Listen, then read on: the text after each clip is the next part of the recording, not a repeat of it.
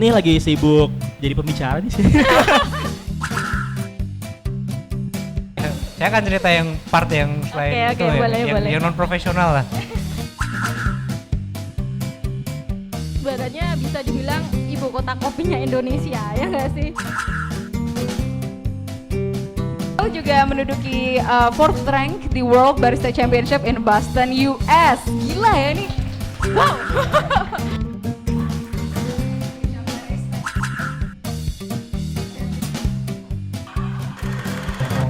Kehidupan kita sendiri, menyokong orang lain juga, menginspirasi orang lain di aliran bisnis.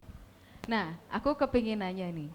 Mungkin makin kesini makin banyak orang yang tertarik untuk ngebuka coffee shop atau misalnya roastery. Intinya semakin berkecimpung di industri kopi ini. Aku kepingin tanya Mbak, gimana sih kita tuh bisa start up bisnis kopi? Oke. Kayak apa aja yang aku perhatikan duluan kayak gitu?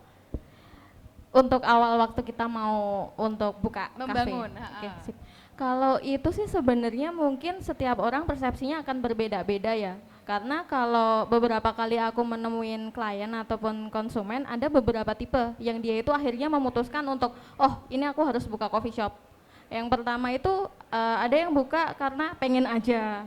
Kenapa Pak mau buka coffee shop? Karena lagi rame nih gitu. Terus yang kedua ada yang pengen buka karena memang relasinya banyak banget, sehingga dia melihat ada peluang bisnis di situ daripada aku sama komunitasku nongkrong di kafe orang lain, kenapa nggak di salah satu komunitasnya punya kafe, itu ada juga. Terus yang ketiga juga ada yang memang backgroundnya memang sudah bergerak di food and beverage, sehingga dia pengen untuk melebarkan sayap misalnya ke kedai coffee shop.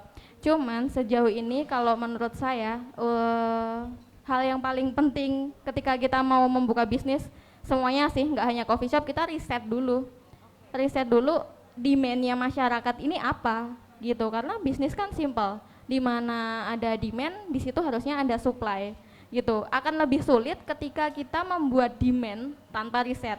Lebih baik kita memanfaatkan demand yang ada, baru kita memulai untuk bisnisnya gitu. Nah, mungkin yang paling pertama disiapkan menurut saya ada dua garis yang sejajar ya, antara SDM sama dengan modalnya. Itu SDM semuanya dengan modal. saling berkaitan ya nggak sih Mas? Melengkapi. Iya, saling melengkapi. Ibaratnya orang pacaran itu saling mengerti gitu. Ada SDM, ada modal. Karena kalau ada modal tapi nggak ada SDM sama aja gitu. Nah, kalau berbicara ke modal, mungkin yang paling menguras budget kita bisa bilang di properti ya, atau di lokasi. Itu udah pasti sih akan menguras budget banget. Terus yang kedua ke equipment kopinya, ya nggak sih Mas? Gitu. Cicilan, Mbak. Furniture sih biasa paling. Furniture, properti, terus equipment. Itu kan kita bisa katakan dia bukan di variable cost ya, dia memang modal yang tetap gitu, karena kita akan investkan itu untuk di jangka panjang. Jadi setelah kita membicarakan oke, dapat lokasinya yang tepat, dapat demand masyarakatnya yang tepat, barulah kita berbicara ke equipmentnya. Nah, di equipment ini pun ada harusnya ada randanya lagi nih. Demandnya masyarakat tuh apa gitu. Kalau misalnya demandnya ke es kopi susu, sedangkan budget kita pun udah terkuras banyak misalnya ke properti misalnya. Jadi kalau es kopi susu, menurut saya sih untuk pembuatan espressonya nggak terlalu riskan seperti specialty ya Kak? Atau gimana menurut Kak Miki? Mungkin lebih low investment lah. Iya, maksud saya gitu. Jadi kayak kita ibaratnya pakai mesin yang nggak harus yang high end, ataupun kita pakai mesin yang startup pun itu udah mengcover nggak sih Kak? Iya, ya maksudnya nggak perlu beli yang top of the line gitu. Nggak ada needs-nya buat beli gitu. Iya, karena demand-nya masyarakat baru ke situ. Jadi kita bisa mulai mungkin dari mesin-mesin yang memang diperuntukkan untuk startup, ataupun ya bisa rental dulu nih kalau mau cari kira-kira mesin yang mana gitu. Bisa cari pihak-pihak yang menyediakan rental atau vendor-vendor rental. Setelah itu demand masyarakat dapat, terus juga equipment-nya dapat. Kita setelah SDM bergabung juga di situ akan terbentuk identitas. Kemana ini kapal akan dibawa, kemana ini kedai kopi akan dibawa, gitu sih kalau menurut saya dari awal yang perlu perhatikan Siapkan, ya Mbak iya. Oh, ada yang disiapkan. Nah, ngomong-ngomong buka usaha kopi nih, Mas Damar. Iya. Yang aku tahu dirimu itu dulu belum berkecimpung di dunia kopi. Dulunya banget ya, Mas. Kuliah, malah hobinya kamera analog, ya Mas ya? Iya, Terus dagang ya.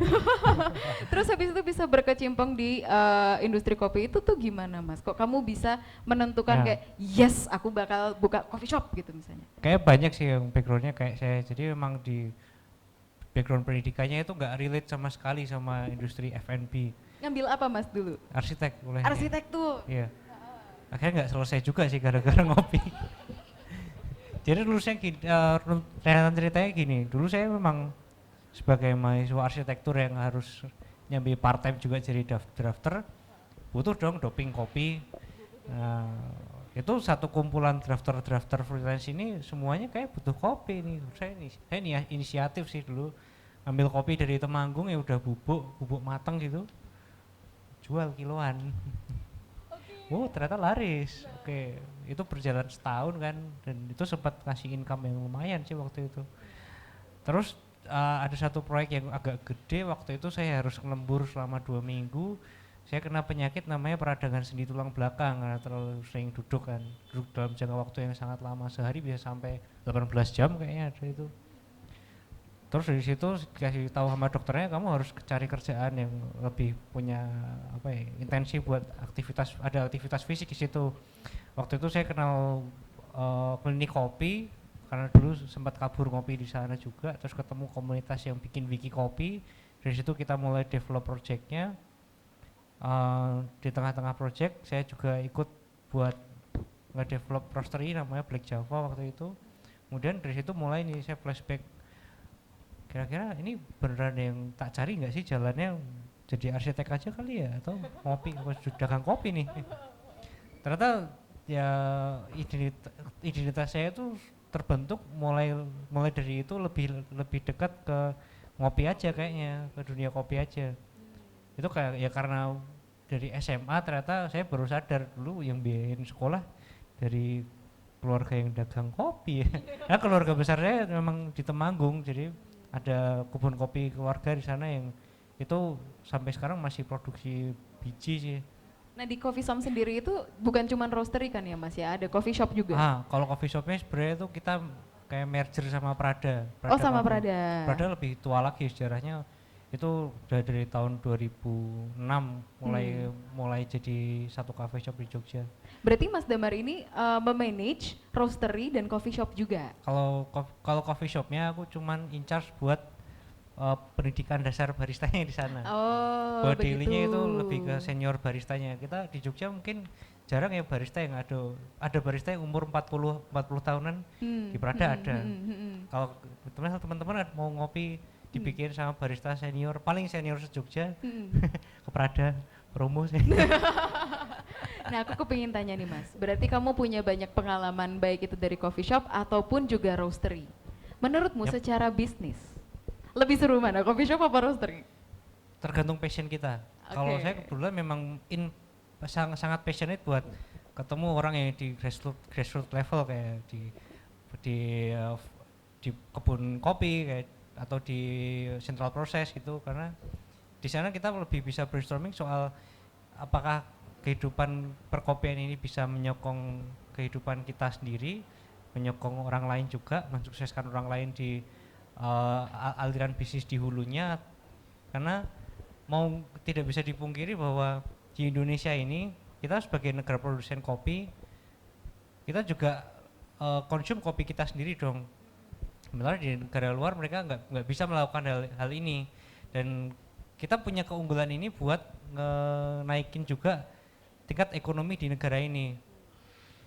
Kalau soal coffee shop mungkin aku nggak terlalu impatient situ sih, jadi ya Bagi-bagi mungkin- rezeki yang iya, lain ya. bagi rezeki yang lainnya. Mungkin teman-teman sini yang memang pengusaha F&B di coffee shop, ketika kalian udah buka coffee shop, saran saya letakin passion kalian beneran di situ, karena passion itu akan jadi bahan bakar untuk menjalankan yang tadi diomongin, kayak ada equipment sama SDM.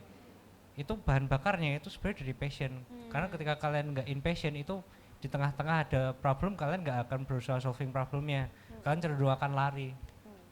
Nah tadi kan udah sempat kebahas nih soal es kopi susu. Aku kepingin tanya, menurut seluruh pembicara di sini, kan es kopi susu itu tuh boomingnya udah sekian tahun yang lalu ya, sudah cukup lama ya Mas ya? Ya 2015. Dari 2015 kan ya, sekarang berarti udah ada kurang lebih 5 tahunan inilah gitu. Apakah menurut Mbak-mbak dan Mas-mas, pasar sudah mulai capek atau sudah mulai menunjukkan rasa bosan dengan es kopi susu, atau ide seperti itu hanya dari suppliernya atau yang dari coffee shop atau dari roastery malah yang kayaknya bosan es kopi susu meneh, es kopi susu meneh gitu. Gimana? Mungkin kalau kita sebagai roastery sih seneng karena banyak yang order. Terima kasih sudah dibagikan. Dan kalau kita di So Good Coffee Company kan kita sourcing green bean sama consultancy dan training. Kita juga senang karena banyak klien dari situ. Kalau pasar mungkin belum bosen dengan produknya, tapi mereka bosen dengan noise-nya. Jadi misalnya segala macam kopi, apalah dengan segala macam namanya, karena at the end of the day ya sama-sama aja gitu kan. Apalagi kalau yang udah yang awal-awal misalnya Tuku, Kenangan, Janji Jiwa, Kulo itu kan itu mereka pioneer gitu kan. Jadi mereka brandnya gede, orang tahu. Cuman kalau yang ngikut-ngikutan doang nih, yang cuman pengen sekedar dapat uang doang tapi nggak ada passionnya, cuman sekedar buka-buka doang, biasanya itu nggak bakal bisa survive lama karena orang pasti larinya ke yang pioneer aja gitu kan. Karena mereka yang satu mereka mulai duluan, kedua biasanya mereka lebih punya produk yang konsisten, lebih bagus, apa segala macam. Jadi menurut saya sih ya itu nggak bosen dengan produk es kopi susunya, tapi bosan dengan jamurnya ini loh yang lain. Gitu juga nggak sih Mas Alif? Kalau menurut saya juga mungkin masih iya, karena banyak kayak produk-produk kayak ya Indomart gitu udah punya es kopi susu, terus Family Mart bahkan jual murah juga ya kan. Kalau misalnya di Jakarta banyak yang udah mulai merambah ke situ juga, itu ngebuktiin kalau pasarnya tuh masih mau gitu. Menurut saya. Ya, teman-teman? Kopi saset aja sekarang udah ngeluarin. Es kopi susu juga kan? Iya, atau yang rasa sos, es kopi iya. susu gula Oh, aren. gitu? Iya. Berarti kebosanan itu belum terjadi di Belum. sini. Apakah itu juga akan terus tidak akan bosan sampai berapa lama lagi ke depan? Kira-kira. Kira-kira ya.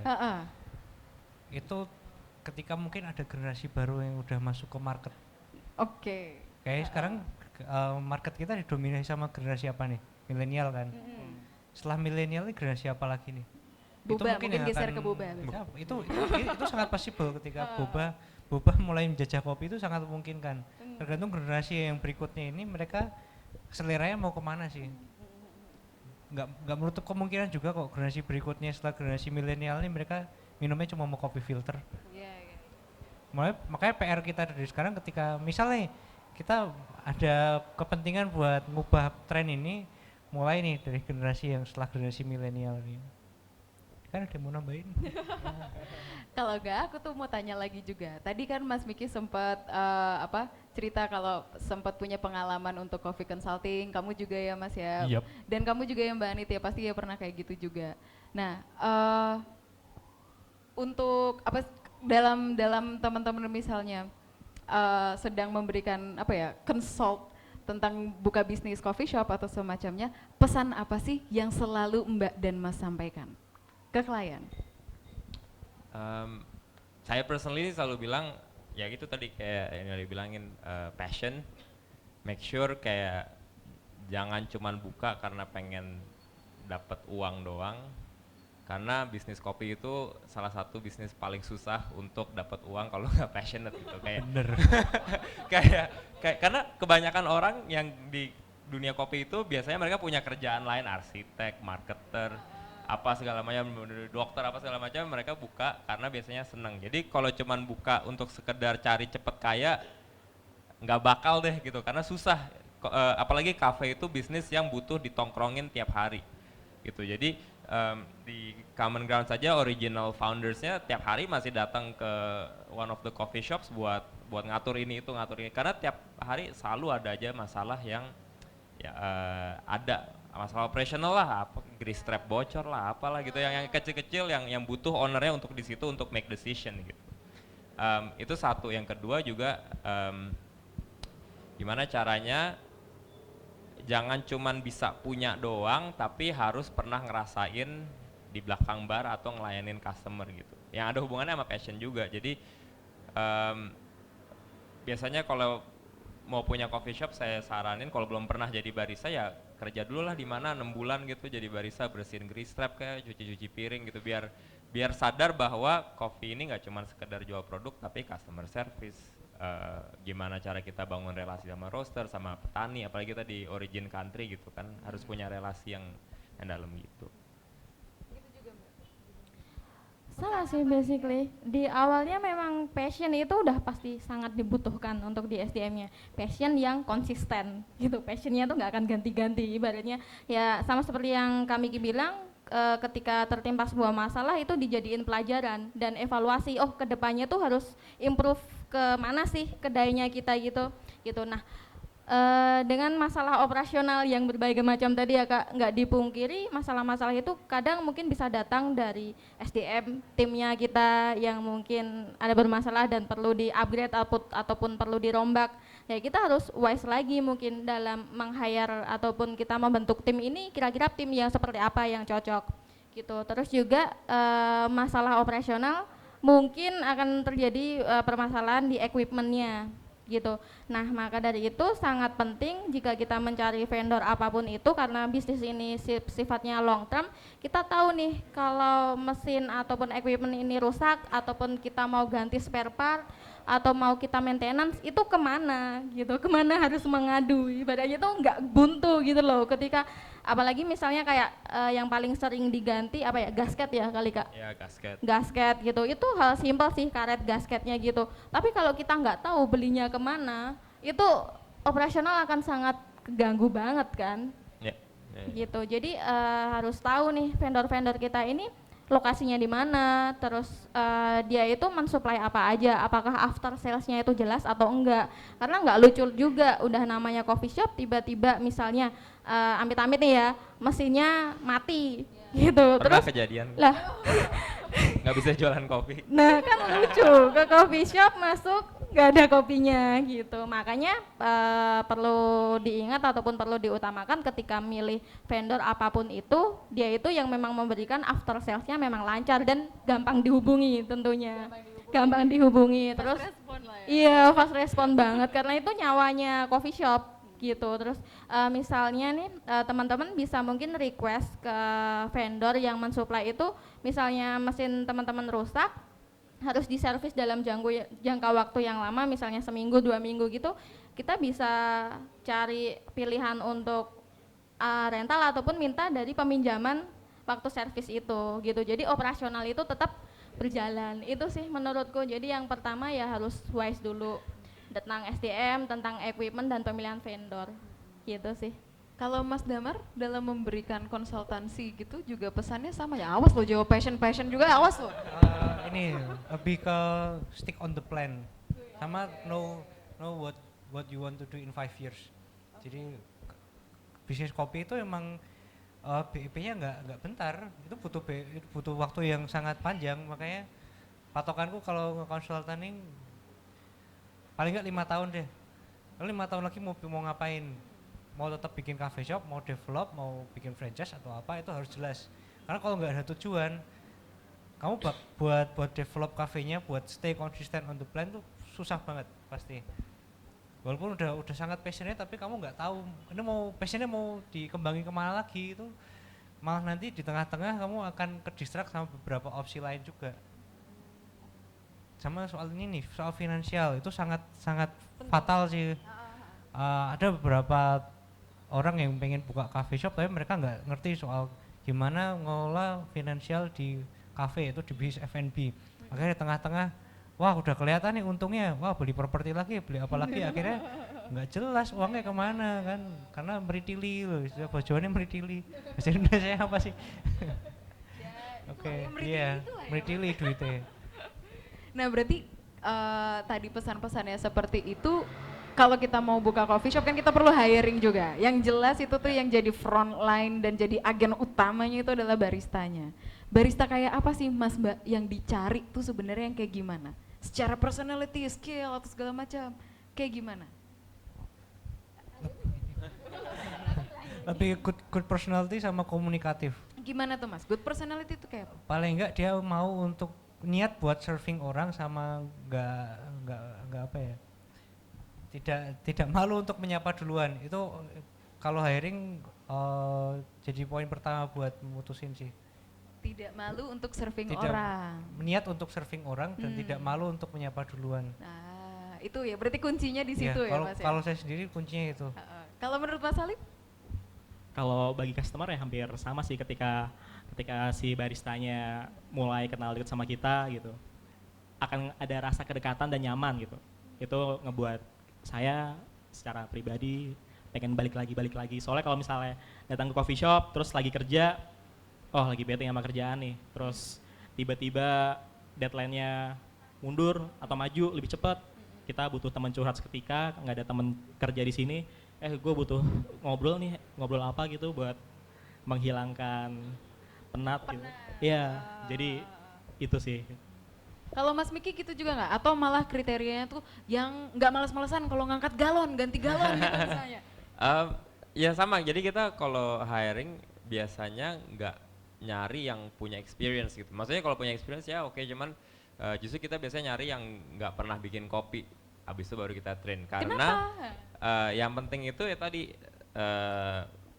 punya hati untuk service, karena kita di hospitality industry jadi harus hospitable, harus ramah, harus nggak kaku kalau nyapa orang. Jadi kita waktu hiring itu kita ngelihat mereka personality-nya gimana.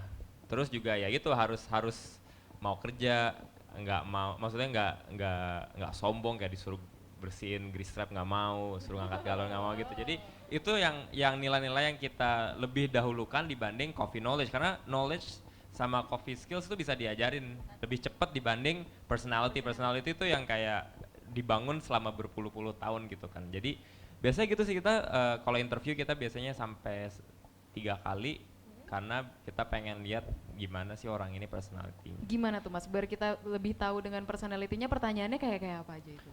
Jadi kita nanya ya tanya-tanya klise gitu kayak 5 tahun lagi lu ngapain apa. Cuman juga kayak misalnya di luar kerjaan tuh kalian suka yang ngapain gitu. Jadi ada yang suka ke gym lah, ada yang suka lari, maraton, ada yang suka masak apa segala macam. Itu yang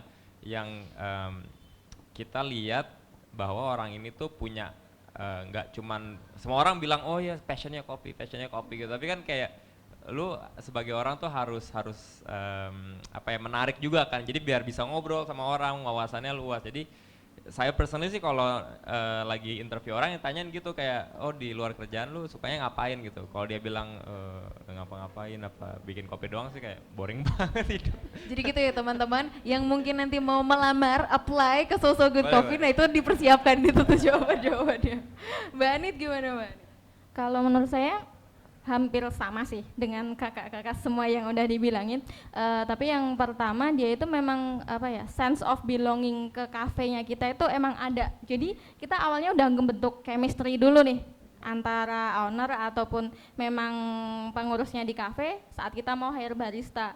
Gini, terus juga attitude benar, karena attitude nggak bisa dibentuk ya. Kalau skills tentang pembuatan kopi itu bisa di train, bisa kelasnya udah mulai banyak banget dan banyak vendor-vendor yang menyediakan di training. Terus juga yang penting juga karena saya di sales ya, barista itu kan part of dijual sama si kafe gitu loh. Kadang-kadang kita tuh datang ke kafe karena baristanya dia nih gitu, ada experience tersendiri, dan baristanya ini harusnya tahu how to sell the product, how to selling up the product gitu. Jadi kadang karena ada yang gini, aku bisa bikin menu bagus loh, aku bisa bikin menu yang enak, tapi HPP-nya tinggi banget dan endingnya kita bingung nih mau jual di harga berapa. Jadi at the end ya kayak ilmunya sia-sia aja gitu loh. Kamu bisa bikin produk yang bagus tapi kamu nggak bisa jual gitu. Sedangkan ya ibaratnya mungkin kita bisa bicarakan salary-nya barista kan memang ya tetap dari operasionalnya kafe itu kan. Jadi yang ada sense of bisnisnya, jadi kita ada chemistry gitu, sama-sama ingin grow up di bisnis ini gitu sih. Jadi ya pertama paling bener attitude-nya gitu. Nah, ngomong-ngomong soal kebaristaan, Mas Miki request dong. Iya. Boleh bikinin kopi nggak? Iya. Oh, udah sediain ya. Boleh. Bikin suara nih. Bikin